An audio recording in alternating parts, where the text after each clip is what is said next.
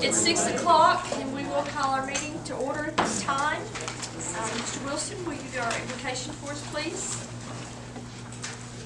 Father, as we begin this meeting, we just want to thank you for it.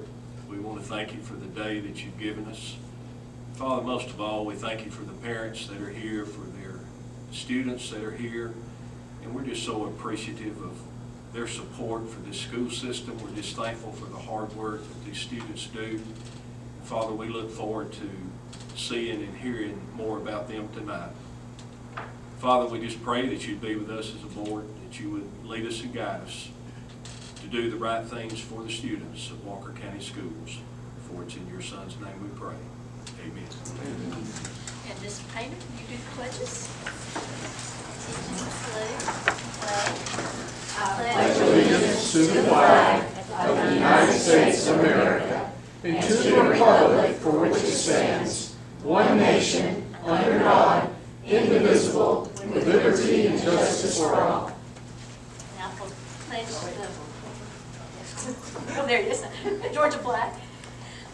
I pledge allegiance to the Georgia flag and to the principles for which it stands, wisdom, justice, moderation, and courage.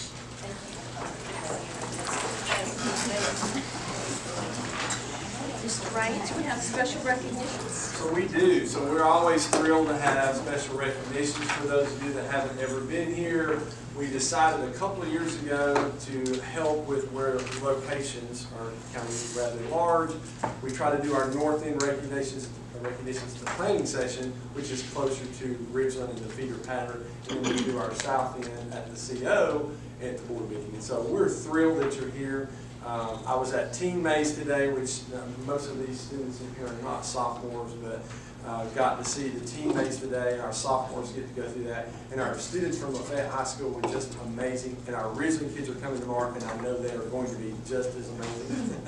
I'm going to let Mr. Morrison know that right now. But the reason I say that is because I was sharing with the folks that were volunteering there that never interact with our students, and they were saying, wow, you guys have some pretty amazing kids. Yes, we do. You should come to our school buildings and see. And you're getting a glimpse of some of those tonight. But there's a lot of kids out there that are just absolutely phenomenal. And if I didn't believe that, I wouldn't be in public education. And so I wanted you guys to know that, especially our parents, grandparents, friends, family that are here representing the students that are here. You are doing an amazing job. And we love the fact that you're partnering with us to help your students gain opportunities that are just going to make them so much more successful in the future. So we're thrilled that you're here. We can't wait to recognize some of these students and enjoy the accomplishments that they are enjoying. And so, Mr. Morrison, I'll have you come up and do our recognitions. And students, when we recognize you, we'll get you to come up and stand in front of the board members. We'll get some pictures. Parents, while we're doing that, if you want to get pictures as well, I know you'll be jumping up there to do that. Feel free to do that, and then we'll move through the program. Thank you. Sure. We have a couple of groups we want to recognize tonight. We were able to get our AP scores back, and so we want to recognize some scholars who also have some special distinctions along with that. And then we have a couple of cheerleaders that we would like to recognize. We're going to do those in two separate groups. Before I call the students up here, and I told them I would make it awkward and they have to do it individually, so I'm going to have them all come up at once. So I'm going to go over and just remind you of what some of these honors are. So an AP Scholar is someone who has earned, and I got my notes here so I'll mess it up, they've earned a 3 or higher on 3 or more AP exams. So that baseline is a 3 or more. We have several AP Scholars. And then you have those who are AP Scholars with honors, and those who have averaged a minimum of 3.25, because remember it's on a 5-point scale, on all AP exams they take, and scores of a 3 or higher on at least 4 of those. And then finally, we have an AP Scholars with distinction. It's the highest honor. These are students who receive an average score of at least a 3.5 on all the exams they take, and scores of 3 or higher on 5 or more of those exams. That's extremely difficult to do. We had over 100, or nearly 100 students who qualified in one of those 3 categories. We did not invite all of them here. If you didn't receive the list of all the names, I can make sure you get it. And so we wanted to narrow it down a little bit more as to who we should even bring here. So there's another category, and that's what most of these students here tonight are going to be recognized for. And so once these students have met one of these requirements, in addition to that, they can qualify based on their, we're basically going to Ridgeland, being a rural school, for a small town, and indigenous peoples recognition, and it also could be American Indian, Black American, things of that nature. So all of these students being recognized tonight fall under one of those categories. So I'm going to call the students up, and then I'll let you know what distinction they get this evening. So first, we have Eli Earl, and then Daniel Dukes, Kylie Thurman, Verona Forrester, and Mason Langston. Eli here, he's an AP scholar, and he qualified for the National Rural and Small Town recognition. Daniel is an AP scholar and qualified for a National Indigenous recognition program. Kylie Thurman, an AP scholar, National First Generation program. Verona, AP scholar with distinction. And then Mason Langston, AP scholar, National First Indigenous and Small Town. So, or first generation, rather, in small town and rural program. So the point is, these students have worked extremely hard in this last year. A lot of the students we're going to recognize are actually at college, and so they weren't able to come back either. So these are still some of our current students, and we are very, very proud of their hard work. So if you would at this time, go ahead and recognize them. If you don't mind, guys, if you'll stay where you're at, we need some photos. And then parents, you are welcome to do everything you need to do. You don't have to leave. I'll crop your head out. You're good. Okay. Yeah, there we go. Now I can see you, Mr. Moore. Dale, if you'll scoot that way just a little bit. Okay, right here on 3. 1, 2, 3. Stay where you're at. 1, 2, 3. I'm going to move out of the way and let parents sit.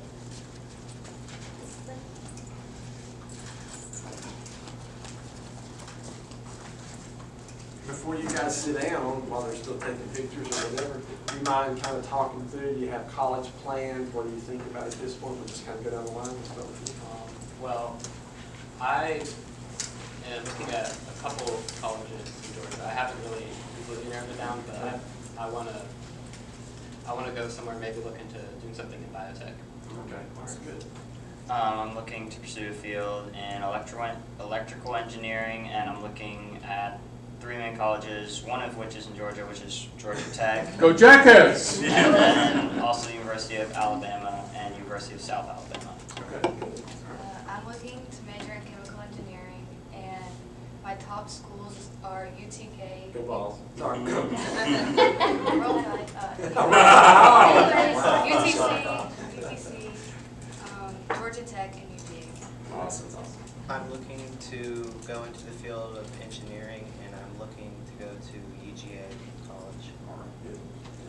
I'm going into fine arts and art education. All right, good deal. We're proud of all of you, and I'm glad you could be here this evening. Very good. Thank you. Next we have a couple of cheerleaders we would like to recognize, and let our coach come up and explain in more detail as to why this accomplishment and recognition is so important, because she knows way more about it than I do.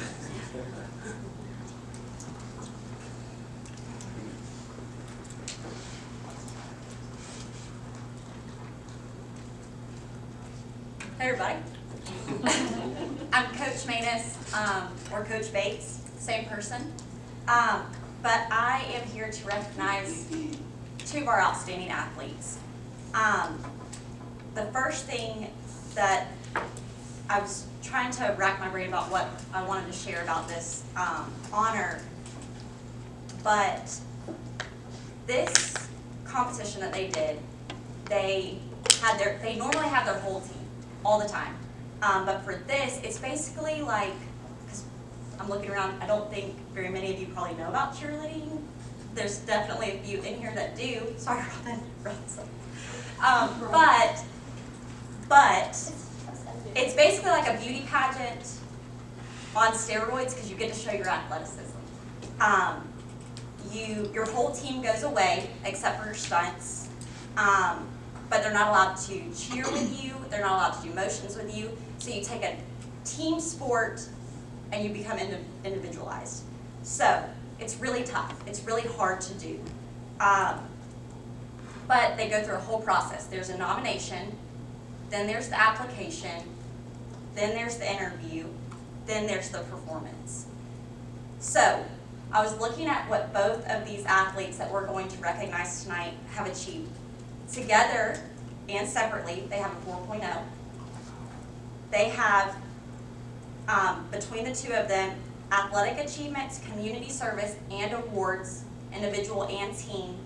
They have over 90 different accomplishments in those 4 categories.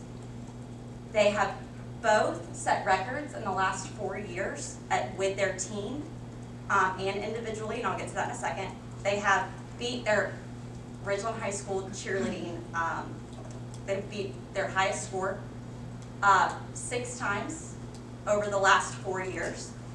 They work extremely hard inside of practice and outside of practice to just represent their school and our program and themselves and their families. That means more to me than any accomplishment, that they do that at such a high level, but then to be recognized for this is just, no other Ridgeland High School cheerleader's ever done it. So what it is the Georgia Coaches Cheerleading Association award, and there is a scholarship attached for both athletes. But with that, through that whole process, we've never had, they're the 4th and the 5th cheerleaders to ever go through the process, but they are the 4th and 5th to get in the process, and then they are the both first to make the top all-state cheerleading team. So we're going to start there. So with that, we're going to recognize Katie Carroll and Avery Thomas.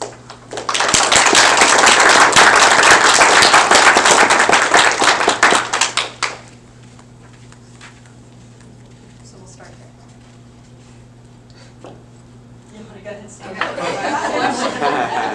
We're waiting on the I'm waiting for you. I'm almost finished. Yeah, I'm going over. I know you got no shot. Yeah. Abby, We'll do one without them. Abby. Sorry, Coach. Okay, now Karen. There we go. Okay, right here on 3, 1, 2, 3. Let's get one more. 1, 2, 3, and stay where you're at, where parents can get it. They won't. I got it. Did you get it, Stacy? I did. Okay. Thank you. Good job, girl.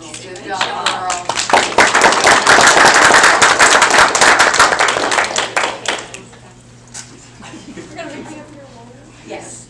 Okay, so, which leads us into our next recognition, is that in addition to making the top 16 all-state team is Avery Thomas Cheerleader of the Year for the entire state of Georgia. Wow.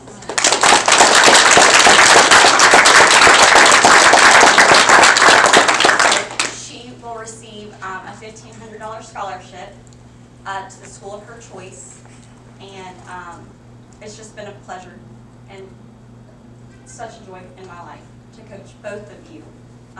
But we're just so proud of you, and thank you for representing not only Walker County, Ridgeland High School cheerleading, but our whole state. So thank you. Congratulations. Thank you. Yeah. Yes. Mom and Dad, you guys want to come Yeah. up? How about yes.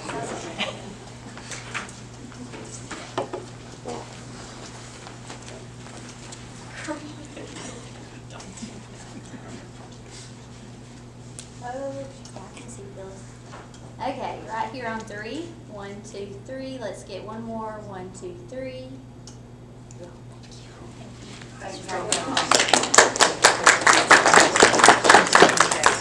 So you can see we have some amazing students, and I love when they get a chance to, when we put them on the spot and talk a little bit about what they're doing and just for you to hear what they're doing. So we definitely appreciate them.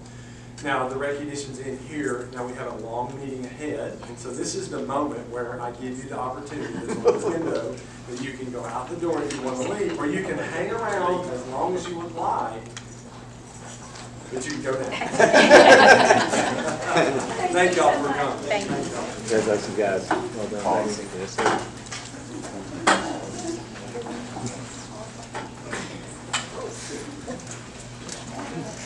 How are you?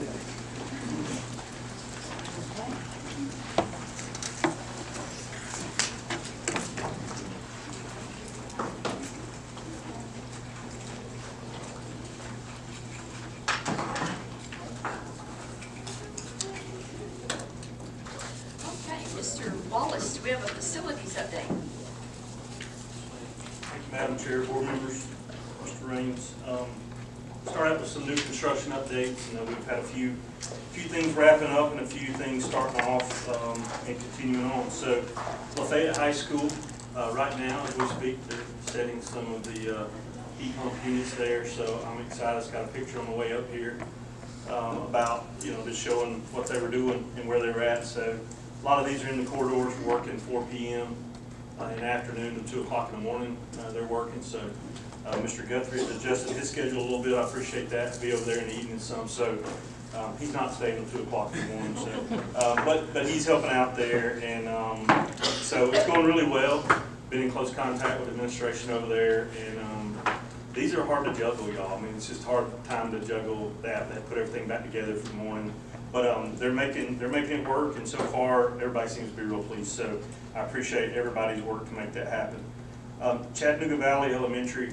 So we have given the notice to proceed for that roof project over there, and we're just waiting for materials at this point, and they're giving us about a 2 to 3 week completion time once they get started. We're looking at possibly getting that over the October break to not interfere as much as possible with school. So we're looking at working with them on that, and I'll keep the administration posted there. New server room. So obviously I wasn't here for this, but what I've gathered is we had a server situation, planetarium, the damage that went on there. They moved it to a location that was, to house it until we could figure out a permanent solution. We got a permanent solution, 300 building at the old LHS building behind the central office. So we've already had meetings now. Actually had a meeting today. The guys did there, and we're looking at having that 90% complete by end of December of this year. And the only thing that's really going to hold us up is the generator, long lead time, and battery backup. So that's going to be a really nice thing. And just so you're aware, we depend a lot on technology. Of course, our server room operates all of our camera stuff, all of our student data systems, payroll systems, everything that's electronic has to house and come through that. So there's different internet providers that we deal with, and the E-rate stuff ties into that. So it gets pretty involved to move a server situation, but this is a long-term permanent solution, and I'm excited to get that going. Chattanooga Valley Middle and Lafayette Middle, the fueling station project, we're going above ground with those tanks.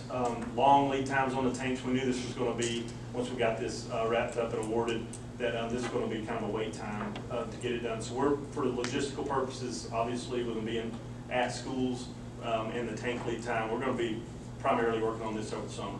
So it'll be summer before you see this work actually going on. But this is better for obvious reasons, for the school itself and for buses to have places to fuel. So we believe we can get that wrapped up over the summer. And then I know Dr. Wilson's going to talk about launch some, but we've had a couple of meetings and talked about some space requirements over there and how to structure that. Great bones, great building over there. I've been in it now a few times, and they got a great plan, so I won't steal his thunder on that. But we're working together on those items over there, and Mr. Raines has been involved in the meeting with us too, of course, and working out some shared space over there with the GNTC. Rossville Middle School combo turf field. We have probably another month of work once they get in there, and they're going to be in next week to survey and get that, so we can turn it over to Southern A&E architects and engineers, and they can start the site plan then and start getting us an idea of what we're all interested in, which is what it's going to cost, right? So that's going to be going on really soon, really quickly. And then Rock Springs Elementary is the summer renovation project that's on tap, and they have the drawings. They're going to be doing a preliminary walkthrough fall break. We're trying to expedite this so we're not waiting lead times and worried about equipment. So everything's so far out, you kind of having to jump the gun on some things now, especially with HVAC equipment. So it's making things a little bit tough, but it is what it is. Everybody's dealing with that. So a couple other items I was just going to mention outside of construction.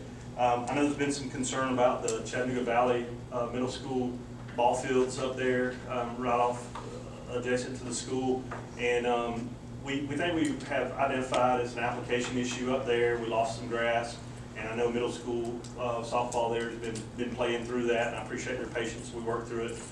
We have hired another company to come in and help us get this back. We kind of got a short window now for growing season for that type of grass. And so we have gained a lot of ground in the last couple of weeks there. It looks a lot better than it has. And we didn't paint it, I promise you. That's actually growing back. So we're good. It's going to be good there. We got another probably 20 to 30 days of growing. And we got somebody that's really nurturing that right now, and I appreciate their help. We've been in contact with the local extension agent here. Their office, Wade Hutchinson, has been super helpful to us. We got UGA involved. We just got the right people involved, and I feel like we've made some good gains. So I appreciate everybody's helping in that. I know it looks bad, and it looked bad, and it's such a nice facility. We'll make sure it gets right. And then just to give you an update, I want to give a shout out to LeBron Williams over at Saddle Ridge. LeBron called me and said, hey, I was treating for some ants over here, and I saw a couple worms. I want to see what you think. And so we got with the same company, and he showed us how to test for them, and we had armyworms in that field, and pretty significantly.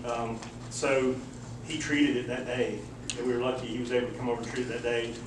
He said, look, if you got them here, you probably got them in baseball and softball fields. So it showed us how to test, and we went over and tested right then and found them in both of those fields. So now we're testing all the fields just to make sure, but those 2 fields have been treated. We're just going to test everything and make sure. It's a really bad year for them in Georgia, and that's what we got to do to protect our investment. So any questions or anything I can clarify for you guys? A couple things I want to mention while Chris is up here. One, I appreciate all the work that he's been able to do over the past 6-8 days with the school shooting in Georgia. So what's happened is in his department and in several departments, we've stopped everything that we're doing, and we've just been dealing with safety for a while. So we met today and talked through some things. We're getting a level of pushback from parents who maybe don't understand what's going on. And I know it's emotional because that was an emotional scene with what happened at that high school. We've not had anything like that happen in Georgia, so it really affected us a little differently this time. And so we want to continue to be vigilant with what we're doing, but we also want to make sure we're pushing out the right information. And if you know the target assistance list that came out from the DOE, that was circulating on Snapchat. I don't even know what a Snapchat is or how to do it, but they were circulating that these schools were being targeted. So they took a DOE list, they turned it into something very negative. And so we had to address that so folks would know what was going on. Well, it almost appeared by, and again, when I say the public, I want you to know that it's probably 2% of the people we deal with, but they're the vocal 2%. And so they immediately jumped on and started, and the comments have been just horrible. And we are doing everything we possibly can do to make sure that our students and our staff are safe in our buildings every single day. And we feel very confident in what we're doing. But we decided to go ahead and do something on the website that are some safety links for parents, and it'll be a lot of GEMA, FEMA, there'll be a lot of GBI, Office of Homeland Security, things that they're pushing out. We actually got a couple of things from our contact through GEMA today that we're putting on there as well. We don't want to put a lot of what we do in protocol because I don't want folks to know what we do. That's the whole purpose of having a safe and secure building. We feel very confident in that, but I don't want to throw it out there and then have someone try to test that. The other thing I'll say, and we have a few parents in the audience, some of our own folks who have children, but at some point, our parents are going to have to talk to their kids. Okay, and I'll tell you what happened in South Georgia, and this is a precedent-setting event. We had a young man who was arrested, and the judge dropped the hammer on this young man, okay? This kid is $1 million bail for making a threat against the school. $1 million bail. It's never happened before. Okay? He's not going to make bail, first of all. But if he does, he's going to wear an ankle monitor. He's going to pay for it. He can't be on any social media at all. He goes right to jail. They're finally getting the idea here that this isn't just what schools are not doing. This is what kids are doing and thinking that they're going to get away with it. So not only do you have $1 million bail, but he can never attend the school system he's in, nor a school system in Georgia. That's a pretty good message, isn't it? You know what? And then they're going into the home now to find out if the parents have anything to do with access to guns. This is getting much bigger, which really helps the school system because we are doing everything to keep our folks safe. We are. We need some help from folks to understand. You got to talk to your children about this and let them know this isn't funny any longer. These are serious things that are being taken very seriously now. So we're trying to do everything we can do to get the proper message out in a timely fashion. I want you to know anything that happens in our building now, anything, it doesn't matter what it is, if there's a security concern, we immediately involve law enforcement, immediately. And we take our next moves, not just from Chris, myself, and the principal, but from law enforcement. We're trying to let parents know that. But then once we do that, you can't come back and say, well, what kid did you do that to? What happened? What happened? We're not sharing any of that, just like I wouldn't share it with their children. There's a fine balance here to keeping us safe and secure. We're really doing everything possible. But we thought, you know, let's go ahead and put out some more information just so our parents will have a lot of information at their disposal, and then they can read through it and then talk to their kids about this. Because this is not just happening in high schools. This is all the way down to our elementary schools. So I just wanted y'all to know that it didn't happen here, and God forbid that anything like this ever happens in one of our schools. But we're doing everything we can do to keep our babies safe every day and our employees safe. That's a big deal as well. And so we're going to continue to do a lot of proactive things. We even found out some things today that our SILOC system will do that we haven't even unveiled at this point, which will be an added level of security for our teachers. And so I just want y'all to know and feel comfortable, because I know you're getting questions out there in the public for what are we doing? Are we safe? We're doing everything we can possibly do to keep our folks safe every single day. And Chris has been heavily involved in this. And I won't speak for Chris, but I know he's seen this from other counties and other school systems, and he immediately said, this system is light years ahead of a lot of school systems in what we've already done. And you guys have been very good to allow us to do that with funding, with security grants, even with local funds, to try to make sure we have very secure and safe buildings. And what he just mentioned about the server room, that's just a component of keeping all that up and going. And so we have a great relationship with Sheriff Wilson, with all of our local municipalities, all of our law enforcement and first responders. We're going to continue to focus on that to make sure that we're doing everything we can possibly do to keep everyone safe. So I wanted you to hear that with Chris standing here, because I appreciate the work that they've done. And I know you're getting questions. And anything we can do to help answer those, all you got to do is reach out to us, and we'll help answer it as well. Any questions or concerns that you may have at this point? Okay. Thank you, Chris. Financial update, Ms. Rachel. Thank you. The drafted preliminary financial report for June 30th is incomplete as finance is continuing to do the fiscal year end closeout process. But for Senate Bill 68, the finance director or the superintendent is required to give the board a financial report every month. So I have updated the June 30th as of September the 6th. I will have the final June 30th report at the October planning session, and I will also have the July and August combined financial report at the October meeting. The general fund financial report through June 30th, as of September 6th, total revenue received was $115.4 million. Total actual expenditures are $109.4 million. The unassigned fund balance increased slightly over last month's June 30th report. It's $32.492 million. We have closed out encumbrances, but we still continue to pay some June 30th bills, and we still have to do the transfers for ROTC, pre-K, and the launch funds and some of the other funds that receive funding from the general fund. For transfers, we're still working on closing out grants, and we'll still need to book the indirect costs, which will increase our fund balance slightly. The majority of the payroll accruals are included in this report. I think there may be a few little minor adjustments that we have to make as we're doing the closeout. The SPLOST receipts through June 30th were $7.768 million. And for our 5-year SPLOST cycle, we have collected 48% of the cap in this first 2 years. Finance is continuing to work on closing out grants, and there's just a lot of deadlines with the state we're working on this month. And we are also working to ensure that all of the ARP ESSER 3 funds will be spent by the September 30th deadline. I also wanted to explain, I had added an item for board approval. A lot of our schools on the north end use Simply Bank as for their school activity fund bank account. And Simply Bank has sold to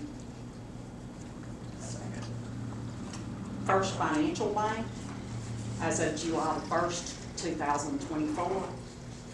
And much like when you have $250,000 in the bank and you have FDIC insurance that insures it, when you have governmental funds, you have to have another bank pledge collateral to cover basically your bank balance. It's like FDIC insurance, but it's over, obviously, the $250,000 limit. So the banks that the district deals with, pretty much, you know, they make sure that we have pledged collateral like FDIC insurance to cover our bank balances. And every couple of months, they adjust those. Like if, for example, when we bond construction funds, and they put $16 million in the bank account, they have to increase our collateralized, our pledges to cover that balance in the bank account. As we spend down the construction funds, the banks that we deal with analyze what we have left in the bank, and they may come to me to sign agreements to release those pledges. And since I've been in Walker County, most of the bank that has been doing the pledges is First Horizon. That's what the banks that we deal with have been using. Simply Bank, since they sold the First Financial Bank, has decided that they want to use a different bank to do those pledges.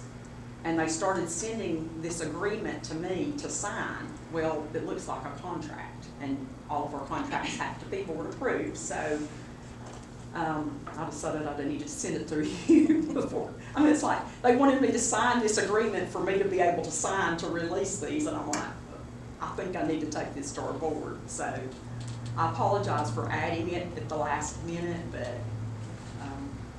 anyway, I need to get your approval on it before I complete it and send it back to the bank. Does anyone have any questions on any of that? Or anything else financial? Rachel, can we just, since you brought up the 48% of the total of the cap in East Blossom, we've already been talking about the potential of having a meeting with Chickamauga. We were looking at the potential of having a referendum on the March ballot once we begin to move forward with this. But there's an impact here with House Bill 581, which is the opt-out of the I'm thinking local fair share, but the homestead exemption, I'm sorry.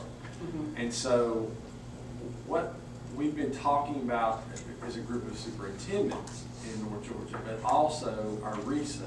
Our RESA is actually trying to put together a training for board members. That's coming up. The person that was going to do it was Corey Kirby. Corey's now backed out of that. I don't know if he backed out because the content is getting a little more thick. But anyway, they're trying to find somebody that will do this. And so once we get that, I'd like for several of you to go down because this is a big deal. Because there's a one-time opt-out on this. And if you opt out, you can never go back in, okay? My fear is that this is going to come up around the same time as an East Blossom vote, and it's going to put into jeopardy our East Blossom. And so what I would like your permission to do, and we talked a little bit about this, is to begin to look at exemptions that are out there for our taxpayer past the homestead exemption. Because we're getting a list compiled right now across the state of every exemption that's out there and available. Bring those back to you for consideration of something that the board might want to consider for the taxpayer and not jeopardize this opt-out in the homestead exemption. they've got a formula that we can figure out what we would potentially lose, but it's pretty vague. And I think, not the formula, but trying to figure out what numbers to input into the calculations to get a number that says potentially you're going to lose this amount. So the thought is, if we're not going to do that, we need to offer the tax base something that's, you know, a win for them as well, if that makes sense. And so I think what the group that I'm in at this point with superintendent is looking at talking to the board and getting all the information to you, but also giving me permission to start looking for things that we've never known about or thought of, just as a substitute for this if we get to that point where we make that decision. And I'm speaking a little bit Greek because you don't know a lot about the details of this. It's almost like having a military. You have to have 3 public hearings. You have to be open up to the public. You have to talk through this. And if you opt out or opt in, you get one shot. So if we decide to go with it and we don't know what we potentially lose over the next few years, that's a scary place to be. If you opt out, your tax base is going to be coming and visiting with us, and we need to have a very good explanation of what this would cost the school system. But I think in that conversation, because I think the opt-out realistically is going to be our best way to do this, we need to have something that we can say, but we'd like for the tax assessor's office, or however we have to go through that process, to consider this exemption. Maybe there's a trade-off. Does that make sense? Am I making sense? Okay. So I just want to make sure you guys know, because there's a lot of information that's coming, there's a lot of training that's coming, but then once we get to the first of the year, there's some timelines associated with when you have to have this done. And so I don't want us to be January, February, trying to scramble and figure it out and know what we're going to do, because think about it, I've got 2 board members stepping away and 2 more coming on. A lot of these decisions really need to be made before we get to that point. Not to exclude them, they need to be in the discussion as well. But we need to kind of have our game plan laid out. So I just wanted to make sure you guys are okay with me going forward with this group to find additional potential exemptions that maybe, if we choose the opt-out, would at least give us something to offer to our tax base. Does that make sense? Sorry, I didn't mean to jump in, but I wanted to hit that since I had it on my notes to talk about it as well, Rachel. Thank you. Any questions? Curriculum update, Ms. So Robin. you should have a folder, so don't let that scare you, because this is year-long plans that you have access to tonight. But we always go back to the previous months to look, and once when I was making this, I thought, no wonder our admins and teachers that we were also tired the month of August, because we had a lot of training that we had in the month of August. But in September, you have a copy of the year-long PLC plan, and that is for elementary, middle, and high for each of those months, and who's responsible for redelivery of those PLCs. We are continuing with MAP, 1st through 8th grade, and we are still getting students in Power School and getting schedules. So I will share out the first MAP growth data with you for the fall assessment at next month's meeting, because we still have so many students that have not finished that test. We had to extend the window on that. And we are very excited. We are ready to rock and roll with the new MAP Fluency. We had the training on August 30th with our academic coaches, a full-day training and what that test will offer. And if you have been a part of the board, many of you for a long time, the old Dibbles assessment that we would do and score by hand, this is all now computerized and gives like a 3-page report of every area. And the headphones are here. Ms. Gentry has been working tirelessly to get 1,200 sets of headphones scanned in the computer, and those are ready to go out to buildings tomorrow. We'll start distributing those. District clip plan, you have, I have sent out in your inbox, you will have all 15 schools' school improvement plans and our district clip plan, so you will have access to that. But I just wanted to highlight for September leadership, we will have Risa with us to do some data digs now that we have that data map data back, as well as our MAP data. We will be doing some data digs, and we're gonna start something new. Mr. Raines wanted to do something different with our principals. We're gonna do a book study starting in September, with our admin, so we're very excited about that.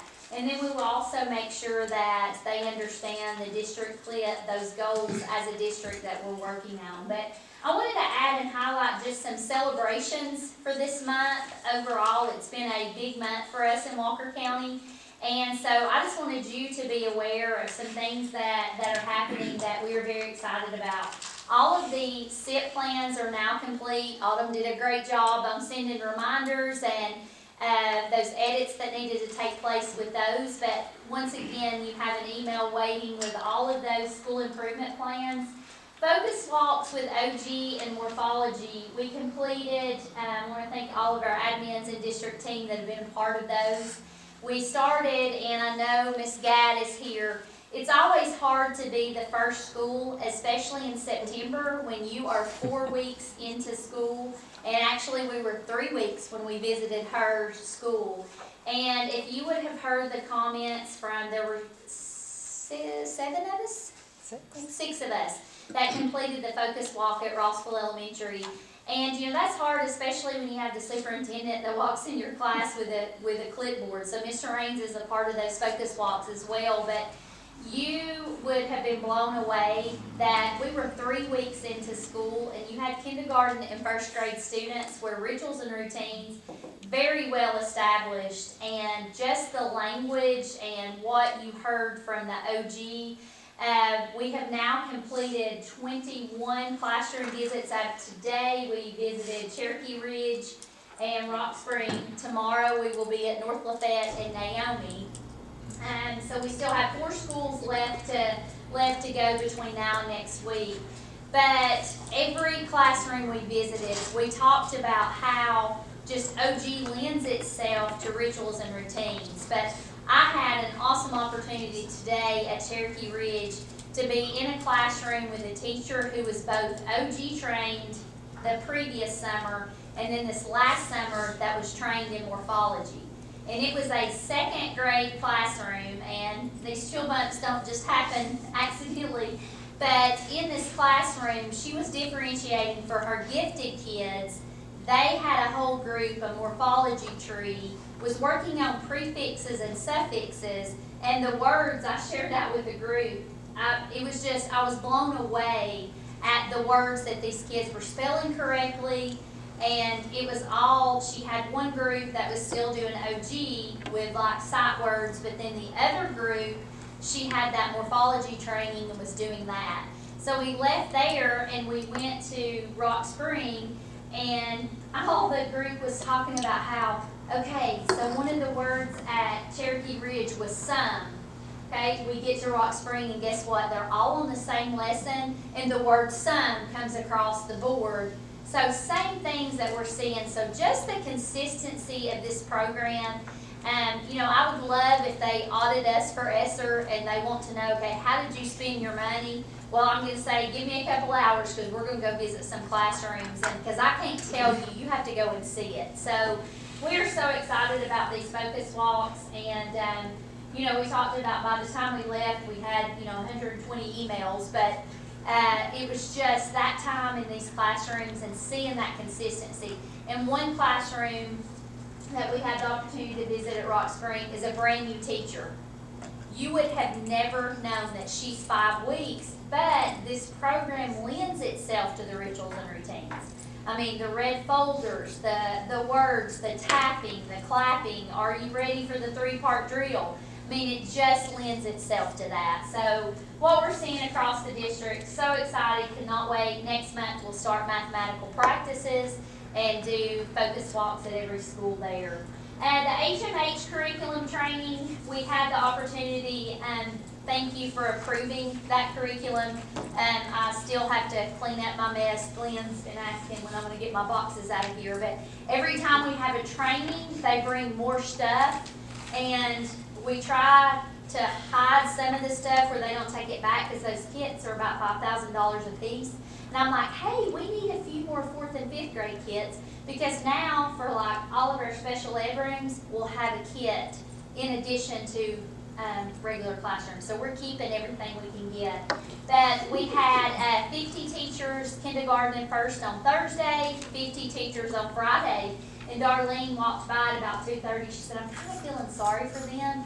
They've been in there all day and it's a Friday afternoon. I said, but look how excited they are.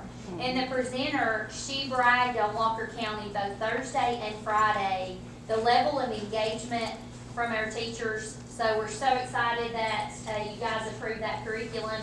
Materials will be shipped out starting the 16th, and everything has to be closed out per Rachel by the 30th. So I've told them, we'll have to stop spending if you cannot get us these materials. So we're very excited about that. September 20th, our early dismissal, I have attached, it'll be your very last page.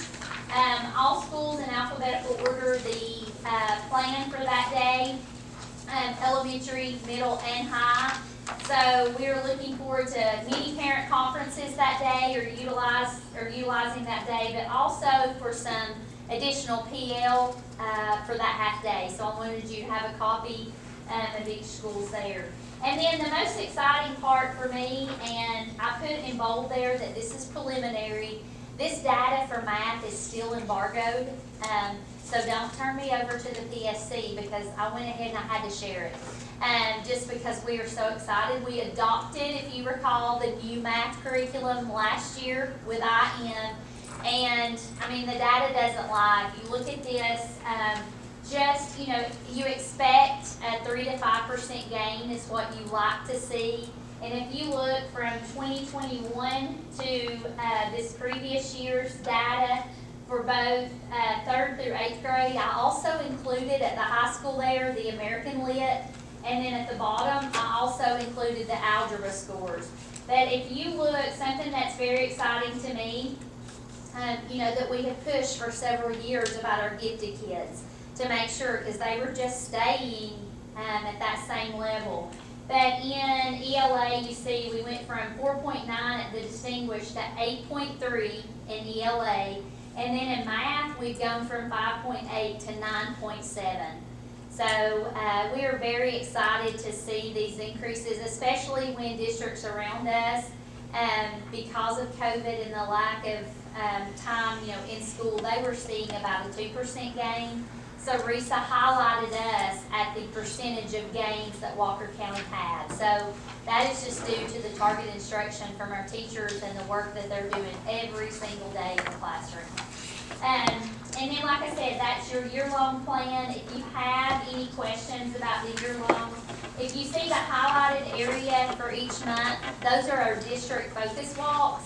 And those have, I did not print off all the forms. Some of those are 3 to 4 pages. So I did not print off, but certainly if you want to see what one of those district focus walk forms looks like for each of those areas, I can share those out with you. So I know this is a lot to give you at one time, but we're just very excited about what we're seeing. And if you want to be a part of any of those focus walks, I'm sure that the schools, I know Rossville would love to have you. Absolutely. All the time, but it was just so good to see 3 weeks into school the rituals and routines. I just have 2 comments too I'll make with Robin. Thank you for the information. On the other side of the preliminary data, the embargoed graduation rate, we're going to continue to see another positive hit on our graduation rates at both high schools and as a district as well. So that's another very strong indicator of all the good things that are happening in our system. The other thing I think that was unique is I was in a first grade classroom, and Miss He was a first grade classroom. And I apologize to her for coming in because, when these folks come in, there's a little bit of angst, but when the superintendent walks in, sometimes it's a little scary. And I'm not scared looking, I don't think. But anyway, she handled it like a champ, like she was just a rock star. And the thing that caught me the most was we invested in this training heavily. We took federal dollars that were set aside for learning loss, and we spent it on learning loss. So when she was starting something with the kids on the carpet, 6 or 7 of the kids were around this one young lady, and she was brand new to the class that year. And when they started this little unique thing that they do in OG, those kids turned around and looked at her to show her what to do. And she said, well, she stopped, the teacher stopped and said, Mr. Raines, they were in this last year. She wasn't in our school. So they were training her on what they did the previous year and starting off the new year. So the likelihood of this young lady catching up is exponentially increased because the peer group turned around and saw that and took care of her. It was just pretty amazing to see. And they were like, oh, we did this last year. You know, it's like, this is fantastic. So very much appreciate the fact that you guys gave us the flexibility of looking for something that was really good for our teachers. And then I'm just telling you, when I talk to teachers, they love OG. They love the training. They love the program. And they're seeing huge differences with kids in their reading levels and their reading abilities. So I'm excited about what that looks like because I was talking to the young lady over here who was in the middle of the group. She said, Mr. Raines, you know, I didn't make a 5 on all my AP tests. You didn't make a 5? I didn't even get invited to those tests. She made a 5 on 4 of the 5. I mean, that's amazing, right? She's a national winner. She's won, Ridgeland has won, Lafayette has won in the state of Georgia, in the nation, right? And she said, I said, what was your ACT score? It wasn't that great. I was like, 4 out of 5, 5s on your AP. It was a 30. Like a 30. I was just so thrilled for that young lady. And then her mom walked in, and she's a first-generation graduate. That's why we do what we do. And if we don't know that, I'm just telling you, I'm going to keep preaching and I'm going to keep cheerleading. I'm going to be that #1 cheerleader in the state of Georgia for our kids because they're doing some amazing things. And it starts in that classroom. And those teachers are phenomenal. They truly are. And I could brag on all of our principals and all our teachers that are here because they've embraced this. They own it now. It's part of what they do. And it's paying huge dividends for our kids. So the goal would be our percentage of kids on grade level at 3rd grade is going to exponentially grow again this year.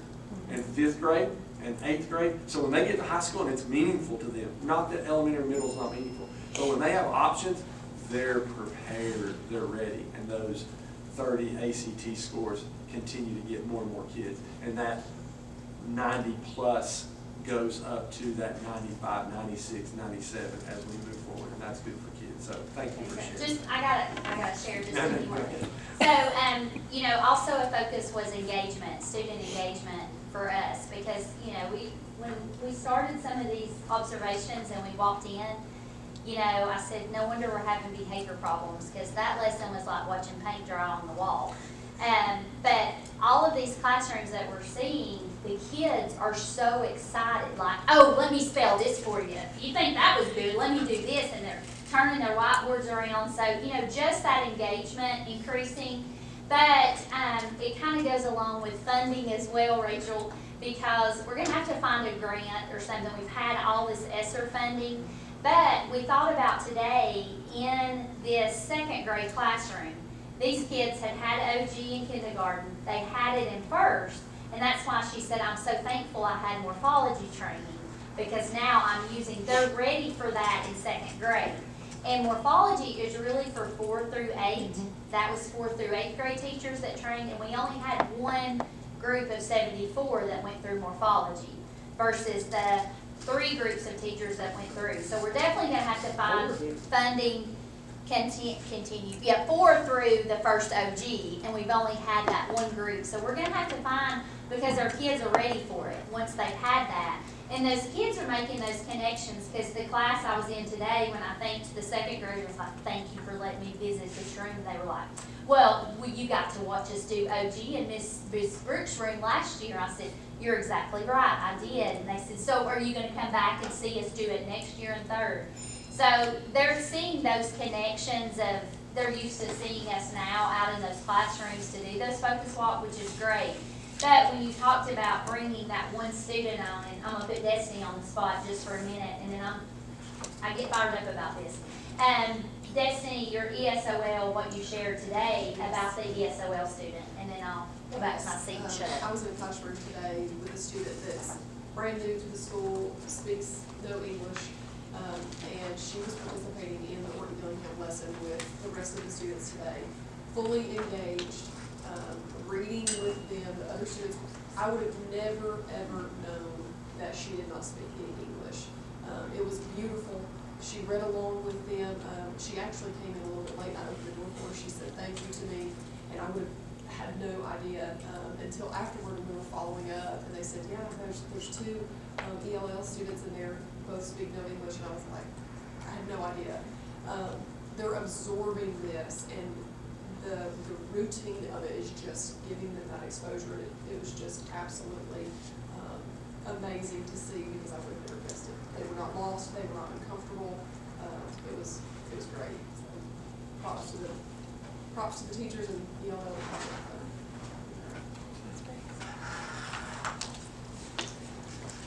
Comments? Mr. Wilson? Yes, ma'am.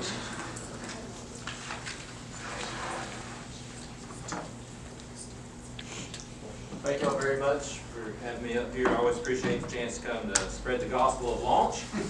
So that's why I come up here behind the pulpit, all right, following Mr. Wallace's lead. Speaking of Mr. Wallace, we're working together. Report back that the Walker County Board of Commissioners has now donated us a 2008 Dodge Sprinter ambulance to serve as the lab, the mobile lab, for our planned EMT and advanced EMT program. So they have refurbished it, added batteries, belts, all that kind of thing they need, and Mr. Wallace is working on getting us the insurance on it.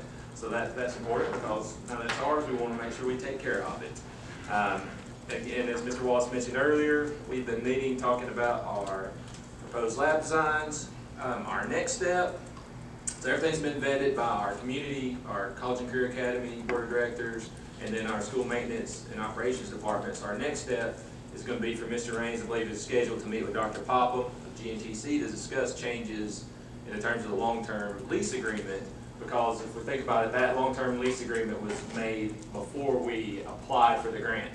Well, now we have $3 million. That kind of changes the conversation, right? We need to see what we can get back and add to our space so that we make sure that when we make these improvements, they're for the long term and they plan for our growth. And one of the things, not to interrupt Zach, but as we were looking at this, you know, we're at 120 kids right now. Okay, so we're back to where we thought we were going to be when COVID hit, and we stopped, right? So we're getting that numbers growing. And so as we're designing all these labs in the space that we have currently from GNTC, I was like, I'm looking at the map, I'm thinking, where are we going to put the kids? We're going to have room for kids. So they started talking me off the ledge pretty quickly about the number of kids that go out to GNTC classes that aren't in our classroom. However, we're building these great, you know, state-of-the-art, connected to business and industry lab spaces, and we're running out of room. And so I'm going to have to sit down with Dr. Popham and say, there's a couple of places that we have as shared spaces. They're not using it all. We want to make those into launch spaces completely. Then we have a couple of places that there's no launch. We want to make those shared spaces, because we've covertly got down the schedule and the number of times they're meeting in these rooms, and it's very limited. And so I want to have as much information as I can. We're going down to the Workforce Development Conference Thursday and Friday. Dr. Popham will be there, so I'm going to meet with her down there. We're going to have this conversation. Very supportive. Zach makes a good point. We've got $3.1 million. She wants that spent in her building, because guess what? During the night, at night, and during the summer, they have access to those labs, and they're making money off those labs. So it's a real win for them as well. So we're trying to be good negotiators, good stewards of what we're doing, but also good tenants in a building that they're allowing us to use. And so we'll have that, hopefully have that information to you guys at maybe Monday, but we'll see. The other thing I just want to throw in real quick, and I apologize, is the donation of the ambulance, which is amazing. I have a letter that I'm putting together from the board thanking the Board of Commissioners. So I wanted you to know that as well. Sorry, go ahead, Zach. Yes, sir. No problem. Just wanted to add and give a kudos shout out to Mr. Michael Lashley. I didn't put him by name, but I want to call his name right now. We increased from a part-time work-based learning coordinator to full-time this year. We were able to meet with allotments with Ms. Holloway, Mr. Raines, and based on adding him as full-time, we've increased our work-based learning percentage up to 20%, which is a big goal for this program. Many of our students are in this program because they need that flexibility to earn an income to support their families. So I look at this the way I look at how Walker County Schools is able through your leadership to offer free lunch for everyone. That's part of an additional support that allows these students to have certainty. If they can go out and earn their own money, that makes it so they can feel safe and secure. They don't have to rely on others as much. So that's a big point for us. It's a big thing for us to push. We're excited about that, and we're see that will likely increase as we get to the second semester.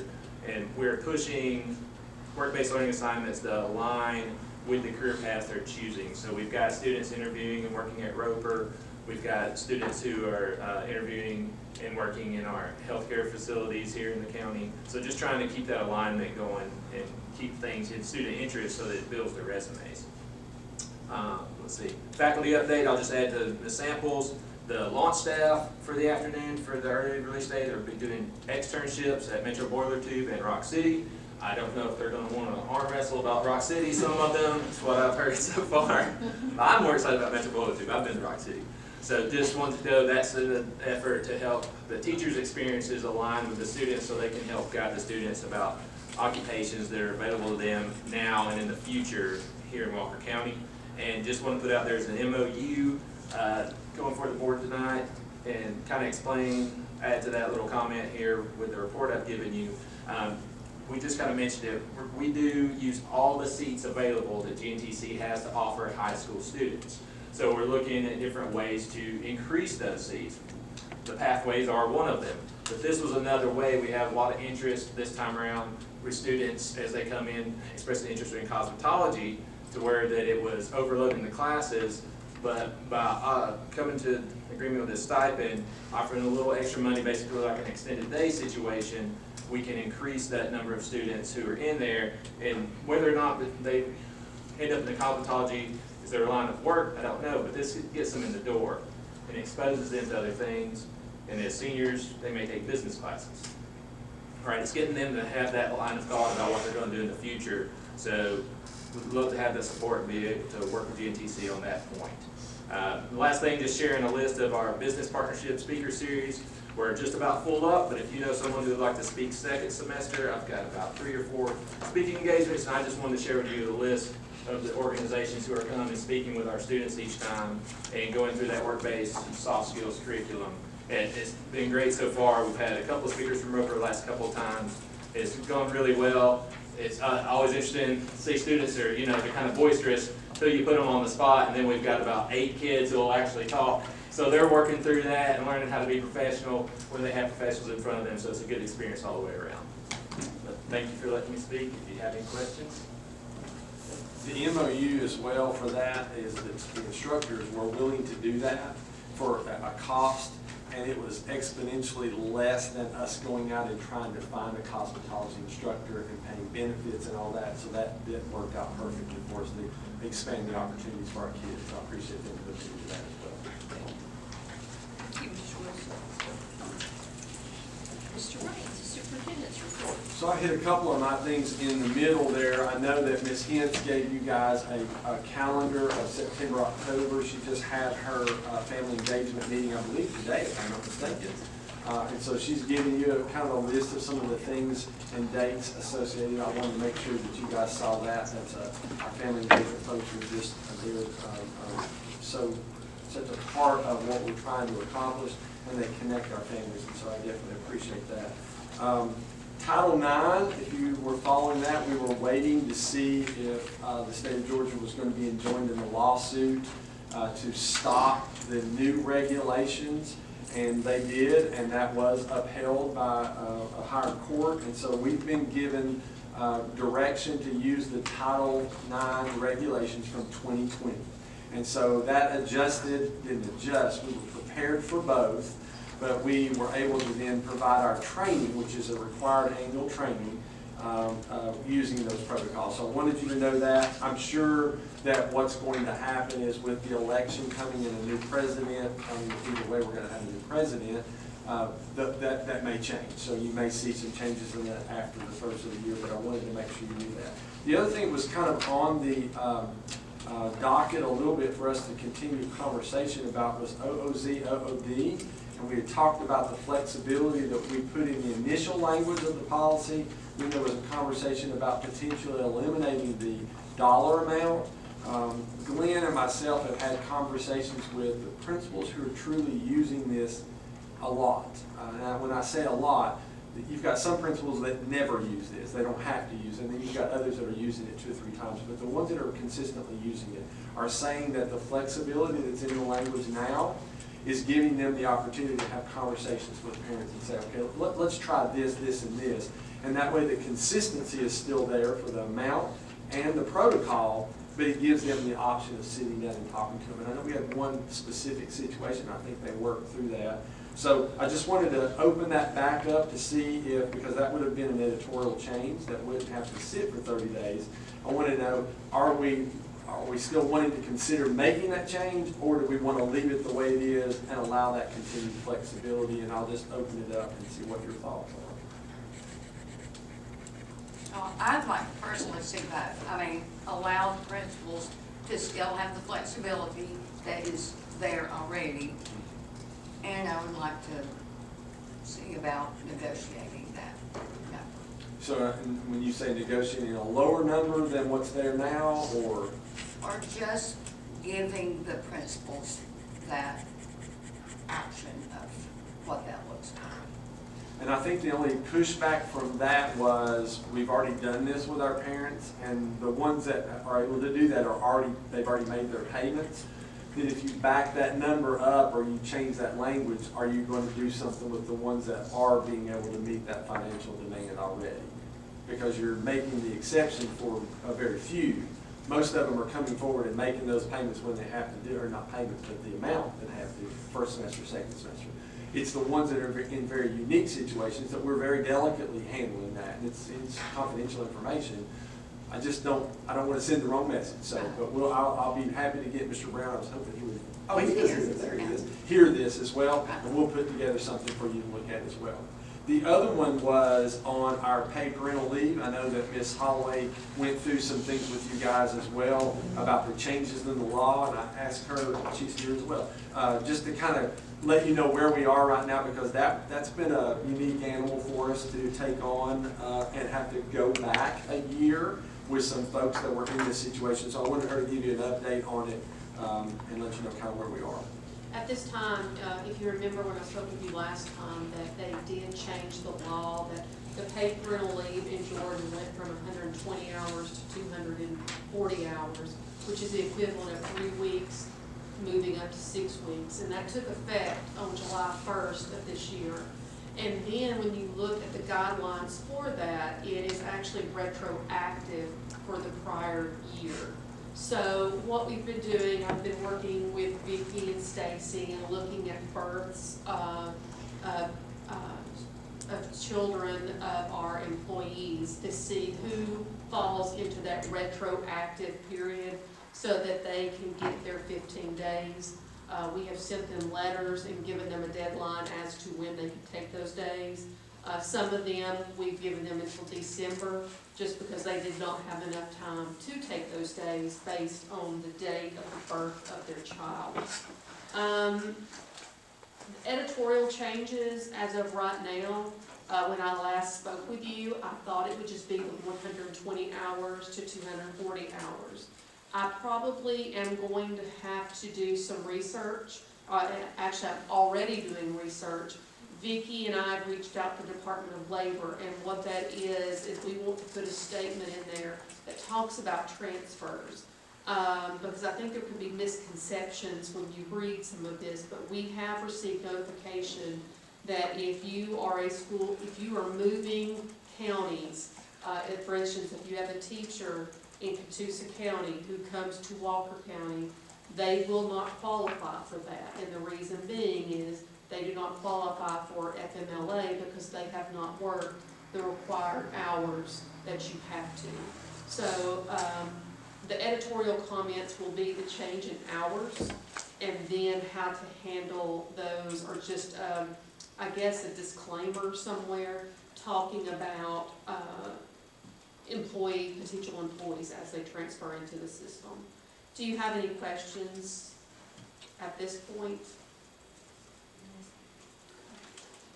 All right, thank you, Ms. Holloway. A couple of other other things I mentioned earlier, the teammates started this week, so when they went today, Ridgeland's going tomorrow. That's just with sophomores, and it shows the accident scene. It has Mr. Chris Sandy there who talks through his experiences and what happened when he got behind the wheel intoxicated.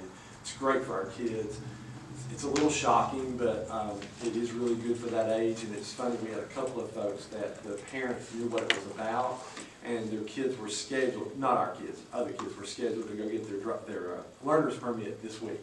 And so they told them they couldn't go get their learner's permit until they came to the teammates, which was great. They really need to see it. So it's really good. I know our kids tomorrow will be great. We had 212 today. We have 225 tomorrow. So we've been the two biggest groups. So that's not necessarily a major thing, but to know that many kids come. And Chris Sandy came to me afterwards when we were talking. He said that was the best group we've had so far.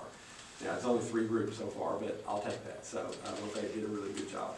Backpack Blessings, just wanted you to know we are now feeding, we're now putting together 822 bins every other Tuesday. So it's grown by 222 bins just this year. Okay, so that even with free breakfast and lunch, we still have a lot of needs on the weekends for our kids. I say all that to say this. We budget $20,000 and we raised that money this year. We're going to spend $20,000 before Christmas this year. So, I've started a little campaign that I'm doing right now. If you want to join me and run the equivalent of Walker County, it's 455 square miles, and at the end of it, we'll write a check for $455 to Backpack Blessings.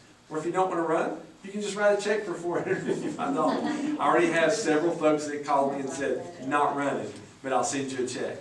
And the only reason I did that is because, 1, I like a physical challenge. 2, it's a great program. And we're going to run out of money in December. And so we've got to find ways to get out there and get folks to understand what we're doing and then to support that. Because food costs, even for us at the food bank, it's gone up exponentially. It's crazy. We brought in $7,500 worth of food today. We used just about every bit of it tonight. So that's the growing pains. That's okay. But we also need folks to help us out with donations. And so we'll continue working through that as well. I mentioned that we were honoring our Ridgeland folks this week, and then the board meeting next month, Ms. Stoltz wants to do the same honors with the Lafayette kids, but she wants us to come to Lafayette High School. So I wanted you to know, if you're okay with, we'll have the October board meeting at Lafayette High School. We'll start in the theater, and then we'll move our meeting we'll actually start in the media center with our meeting. We'll move into the theater to have the recognitions, and then we'll come back into the media center for the meeting. So I wanted you to know that.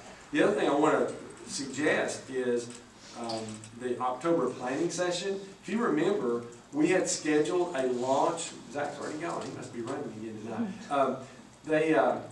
We had a celebration for the CCA. We had to postpone it. I can't remember why we postponed it. Why did we postpone that? Y'all remember?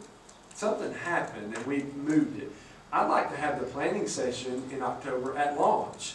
And so we can kind of celebrate the CCA and maybe let y'all tour the building. So I'll start working on that as well. But I wanted you to know those were a couple of things that would be some changes. And then I wanted to let you know where we are on the lease agreement with the Magistrate Court for the old central office upstairs. So we put together a lease. Ron sent it to me. I forwarded that on to Ms. Thompson. She's reviewed it and she's made some, not corrections, but some suggestions and edits for things that we had talked about that weren't in there. So we'll send that back to Mr. Womack. He is actually physically working on that now. And hopefully, I'm hoping Monday night I'll have something to you that says, here's kind of where we are right now with the lease agreement, and would love to get moving ahead on that as well. And I know they're excited about moving in. The last thing I have is I just want to go over a couple of things. So following the board's recommendation and the 3-1 vote to initiate a personnel investigation with an external agency, I deemed it essential to also report the allegations to the Professional Standards Commission. The PSC offers a non-biased and free service to school systems when addressing allegations involving certificated employees, and their expertise is invaluable in ensuring a fair process. As superintendent, I also have an ethical duty to inform our accrediting agency, giving them the opportunity to commence their own investigation if deemed appropriate and warranted. Both the PSC and the accrediting agency have established an effective protocol for managing situations that could potentially impact the district's mission and vision negatively. Involving these agencies helps ensure impartiality and provides protection against possible claims of discrimination or retaliation in the future. So I wanted you guys to note that we've also moved forward with a couple of things there. I wanted you to be aware of that. And then the last thing is I gave you a copy of the new business that we've been tracking now for, I guess we started with some comments in May, but we started this in June. What I want you to do is between now and Monday night, look through it.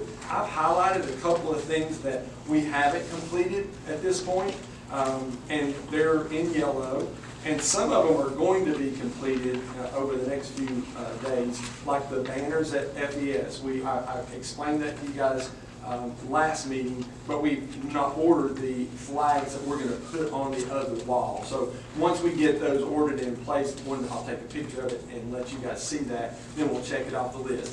The other thing that Ms. Hunter had brought up is making sure that these all go into the official minutes. So what I've done is I've just put together just a signature page. So once you read over it and you feel comfortable signing that, then we'll make this whole list as part of the minutes. That way everybody can see what's been done so far. And then we'll take the new items and we'll kind of start a new list. Does that make sense? I'd like to try to do that every quarter. That way we're tracking these items and nothing gets left off. The other thing I'd ask you to do is, if there's something that's not on this list that we've left off or I've left off or forgotten about, let me know that before Monday night as well. I'd like to make sure that it's not an exhaustive list, but a list of everything that you guys have mentioned, so we can add to that as well. That's all I have, unless you guys have any questions about the superintendent's report.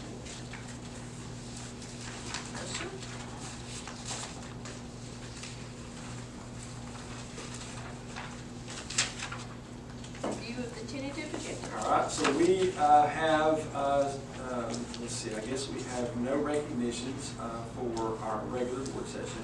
We'll have our items of information, which will include the superintendent's report, the facilities update, and then we'll have a variety of consent action items that night, which will include minutes of previous meetings. There was a lot of those. August 13, 2024, which was planning.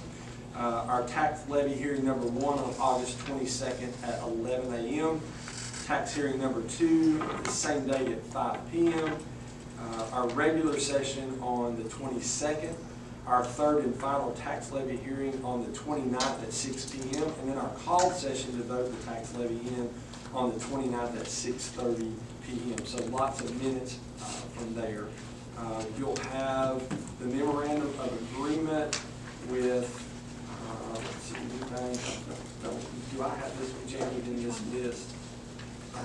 The GNTC. It should be in there. Okay. So maybe step to the back of it. We went to his binders off. Yeah. Oh, here it is, right here. It was stuck. Look at you. You did that on purpose, didn't you? Yeah, I did. Yeah. All right, as a recommendation, the Walker County Board of Education approved the MOU between Walker County Schools and GNTC for the cost of cosmetology instructors. There's quite a bit of additional information. That's what Zach was talking about. You'll have a recommendation that the Walker County Board of Education approve the purchase of Ruckus renewal from MCA Technology Solutions in the amount of $41,502.05. This is network equipment for access points and switches. You'll have a recommendation that the Walker County Board of Education remain the fiscal agent for the Walker County Family Connection Grant during FY25, which runs July 1, 2024 through June 30, 2025. This is a flow-through grant, Ms. Painter, that we help with the funding. Laura Beth Newsom, who was here earlier, she is our Family Connection Coordinator, does a great job. But all of this just flows through us. The grant comes in, if we pay, then we'll reimburse the grant. So we've been that fiscal agent for how many years now? 3 years? 4 years? It was right after COVID, I believe, when the county gave it up and we took it on. You'll have a recommendation that the Walker County Board of Education approve the attached contract to change the bank collateral account from First Horizon to Federal Home Loan Bank of Indianapolis. This was the recommendation that Rachel went over just a few moments ago in her presentation. Then you'll have a variety of school contracts, which will include a recommendation the Walker County Board of Education approve the agreement between Walker County Board of Education and School Days Photography Incorporated on behalf of the schools listed, Gilbert Elementary and Stone Creek Elementary. A recommendation the Walker County Board of Education approve the agreement to conduct business with Animal Land. Rossville Elementary students are allowed to purchase reading buddies from an Animal Land representative. I think they've done this a couple of years now. You'll have a recommendation the Walker County Board of Education approve the Scholastic Book Fair certificates of agreement for the following schools: Rossville Elementary for February 27 through March 7, 2025. A recommendation the Walker County Board of Education approve the Bedford Falls Book Fair confirmation for the following schools. Sorry, that was a mouthful. Gilbert Elementary for February 28 through March 10, 2025. A recommendation the Walker County Board of Education approve a contract with the University of Georgia Cooperative Extension on behalf of Saddle Ridge K-8 School for participation in the Wasiga 4-H Center Environmental Education Program October 7 through 9, 2024. A recommendation of the proposed itinerary to Pigeon Forge, Tennessee with EPN Travel on behalf of Chattanooga Valley Middle School. This is a trip to Pigeon Forge on May 2nd and 3rd. That should say 2025. It says 2024, and I'll make that change. You'll have a recommendation that the Walker County Board of Education approve a charter bus contract with Premier Transportation LLC on behalf of the schools listed below, Chattanooga Valley Middle School. This is for a trip to Austell, Georgia on September 30, 2024. A recommendation the Walker County Board of Education approve a charter bus contract with Nuva Shuttles LLC on behalf of Chattanooga Valley Middle School. This is the trip to Pigeon Forge, May 2nd, 3rd of 2025. And I think that covers all of our consent items for that evening on Monday night. Do we have any new business? Ms. Stoker? Yeah, I would just have a couple of things. Mr. Wallace, thank you so much for getting the cheer mats moved for Pope Harris for the Rambler Cheer Classic. And then they left it set up for us to use on Sunday as well, but thank you. And then I'd like to thank Lafayette High School for hosting the Salute to America's Heroes. I think it was a huge success. We had a lot of students involved, JROTC, Color Guard, Hayden Schaefer played caps. We had two administrators, Legenia Suttle, sang the national anthem, did a great job. Mrs. Stoltz did a wonderful job as our MC, and then we had several board members, both present and future board members that were in attendance. We had over 40 first responders, active military, and veterans in attendance. And we missed you greatly, Mr. Raines, and hope that you will be back next year to do that. But thank y'all very much. I do not have anything. I have a couple of things. I want to say thank you to the principal and assistant principal at Naomi Elementary, Christy Casey and Jennifer Palmer. They gave me a tour of the school. And then I also wanted to say a big thank you to assistant principal Susan McCary and teacher Katie Purnell. A grandparent called, wanted to let me know that they did amazing stuff with their grandchild that was new to the system, and wanted to let me know about it. And I was very pleased with that. Mr. Wilson? Okay. We have a need for executive session for reasons of personnel. Do we have a motion? Motion. Second? All those in favor? Okay, we are adjourned to executive session.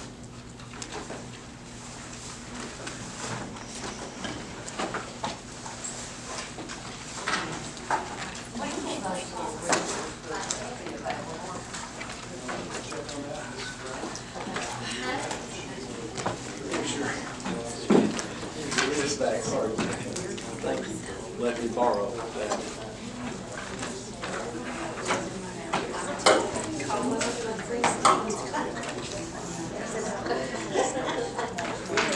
Working late too, so I probably won't be tonight, or my kids are older, because years ago, they wouldn't have worked.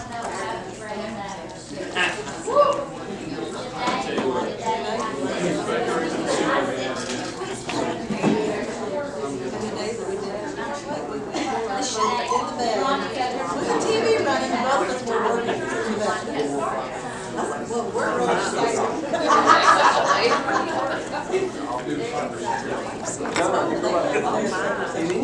I don't mind